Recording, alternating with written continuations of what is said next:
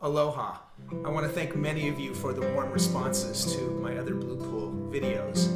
In them, I tried to show how the island of Maui and slack key guitar helped me rediscover the classical guitar and inspired me to compose music that merges the two styles. Now I'd like to tell you a little bit more about slack key and let you know where you can go to get some more information, and then play another piece of mine which shows how I merge the two traditions. One question many have asked is, what is slack key? A very simple question to answer. Normal guitar tuning, E, A, D, G, B, E. Hawaiians use many different kinds of open tunings for their different songs, but most of them have in common that the guitar strings are tuned lower than conventional. And I use for these preludes a form called the Siwahini tuning, at least my version of it, where the two lower strings are tuned down. A goes down one step to G.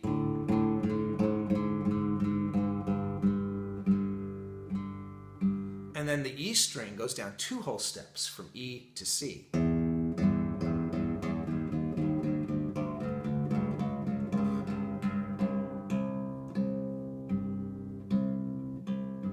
See, very slack, hence slack key. So now when you strum the guitar, you get a very deep sonority, much more deeper than a traditional tuning. Very beautiful sound. Not only that, but the two chords, the tonic and dominant chords, which feature in all slack key music, in this case C major and G major. When you play them with the open strings, you can let everything just ring. So it's like holding the pedal down on a piano, and it all sounds very beautiful. Slack key style uses little turns and ornaments to make the alternation of the tonic and dominant chords interesting, and you'll hear them all the time. Certain of them are kind of formulaic.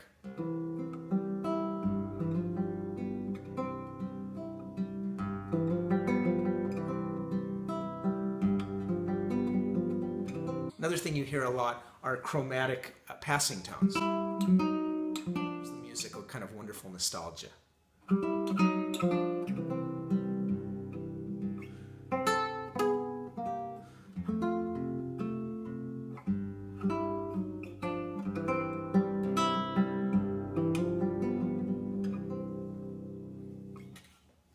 Hawaiians talk a lot about how they're trying to do with one guitar what they heard the mariachi do with a bunch of guitars, a bass guitar, a tenor guitar, and treble guitar. And so in slack key music, oftentimes you'll hear a bass going, and then in between accompaniment with maybe arpeggios,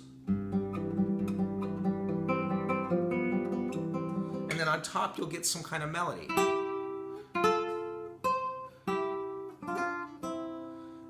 I'd like you now to hear an example of a beautiful slack key piece that's kind of, to me, embodies the essence of the style.